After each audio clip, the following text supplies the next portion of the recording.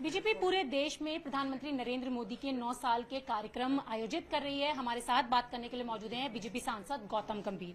गौतम जी, जहां पूरे देश में 9 साल को लेकर कार्यक्रम आयोजित किए जा रहे हैं, अगर हम आपके 4 साल के कार्यकाल के काम के बारे में जानें तो किस तरीके से देखते हैं?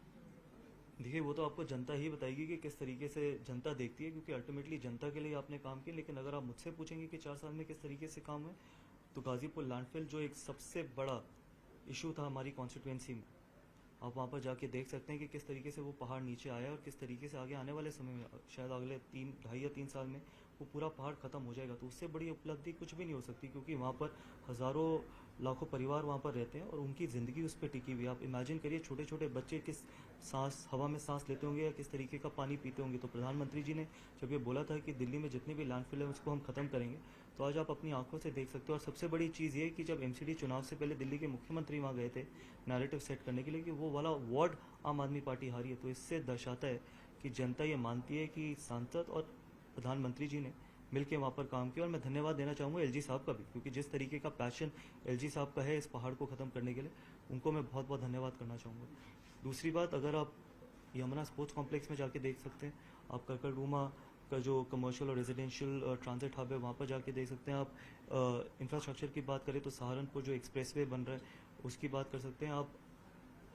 73 लाख लोगों को मुफ्त में राशन मिलता है। 80 करोड़ लोगों को तो देश में मिलता है, दिल्ली के 73 लाख लोगों को मुफ्त में राशन मिलता है। जब दिल्ली के मुख्यमंत्री अपना घर बना रहे थे, 45-50 करोड़ रुपए कोविड के टाइम पे लगा रहे थे, जब दिल्ली की पूरी जनता, चाहे वो ऑक्सीजन को लेके हो या बेड्स को लेके एक दरवाजे से दूसरे दरवाजे तक भाग रही थी या भुगत रही थी, तब चाहे वो ऑक्सीजन हो चाहे वो वैक्सीनेशन हो, तब प्रधानमंत्री जी ने इस तरीके से दिल्ली की जनता को सुविधाएं दी हैं। तो मुझे पूरा विश्वास है कि आगे आने वाले समय में देश की जनता और दिल्ली की जनता ये चीज़ें भूलेगी नहीं, क्योंकि दिल्ली एक ऐसी जगह है जहाँ पर पूरे देश से लोग आते हैं, देश की राजधानी है। तो अगर हम इंफ्रास्ट्रक्चर पे काम नहीं करेंगे तो मुझे लगता है कि आगे आने वाले वक्त में ना दिल्ली रहने लायक रहेगी और कहीं ना कहीं कोलैप्स हो जाएगी। आप प्रगति मैदान का वो टनल देखिए जिस तरीके से बना है। तो साथ में मुझे बहुत और चीज़ें होने की ज़रूरत है। अगर आप मेरी पर्सनल बात करें कि किस तरीके से हमने काम किया, तो हमने 5 जन रसोई खोली, लाइब्रेरी खोली। लेकिन ये सिर्फ लाइब्रेरी और जन रसोई नहीं है, ये हमने एक विजन देने की कोशिश करी थी दिल्ली की जनता को कि आप कूड़े घर को किस तरीके से ऐसी चीज़ों में बदल सकते हैं। जहाँ पर एक वक्त पे कूड़ा गिरता था, आज वहाँ पर खड़े होकर लोग खाना खाते हैं। जहाँ एक वक्त पे कूड़ा गिरता था, वहाँ पर आज बच्चे बैठ के पढ़ाई करते हैं या बुक्स को पढ़ते हैं। तो ये एक विजन हमने देने की कोशिश करी। राजनीति ज़रूर हुई इसके ऊपर बहुत, बट अल्टीमेटली अगर आप लोगों की सेवा करेंगे तो लोग उसको हमेशा याद रखते हैं। जैसे आपने बताया कि कोविड के टाइम में लगातार जो बीजेपी सांसद, बीजेपी कार्यकर्ता लोगों के लिए काम कर रहे थे, वैक्सीन पहुंचा रहे थे, इतना बड़ा रिकॉर्ड बनाया मोदी सरकार ने।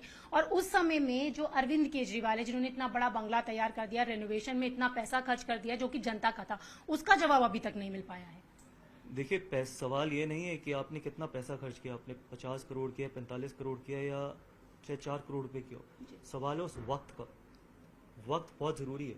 हर चीज़ की एक टाइमिंग होती है। जब देश की जनता इतनी बड़ी महामारी से गुजर रही थी, जब देश इतनी बड़ी महामारी से गुजर रहा था, तब आपके अपने देश के प्रति क्या इमोशंस है, क्या आपके विचार है, क्या आप सोचते हो एक देशवासी के प्रति, वो दर्शाता है कि क्या आप इतने सेल्फ ऑब्सेस्ड हो कि आपको उस वक्त पे घर को रेनोवेट कराने की ज़रूरत थी, या फिर वो हर एक पैसा।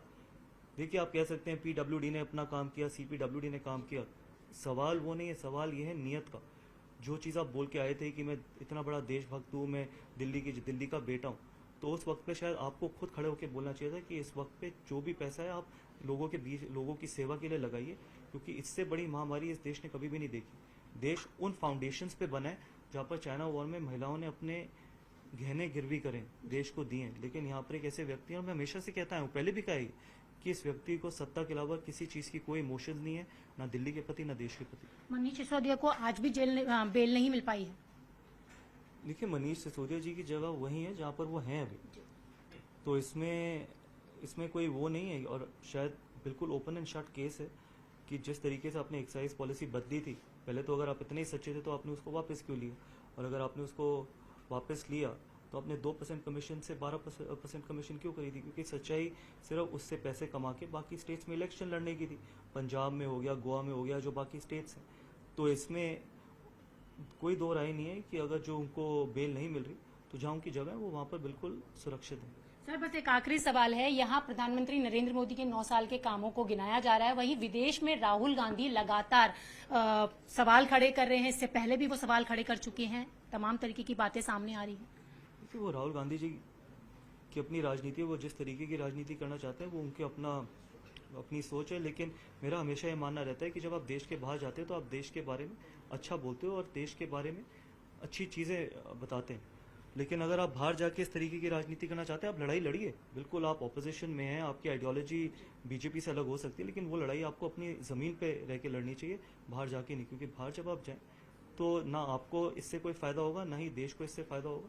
देश में बहुत अच्छी चीज़ें हुई हैं, आप उसके बारे में बात करिए। क्योंकि स्टैनफोर्ड में जाके, ऐसी यूनिवर्सिटीज़ में जाके सिर्फ क्रिटिसाइज़ करना, सिर्फ जब भी आप बाहर जाते हैं क्रिटिसाइज़ करेंगे सरकार को, प्रधानमंत्री जी को, तो इससे मुझे लगता है कि आगे आने वाले समय में ये जो डायनेस्टी पॉलिटिक्स है उसकी कोई जगह नहीं है इस देश में। तो आपने देखा, ये थे हमारे साथ बात करने के लिए बीजेपी सांसद गौतम गंभीर। कैमरा पर्सन वीनू के साथ रचना, न्यूज़ 18 दिल्ली।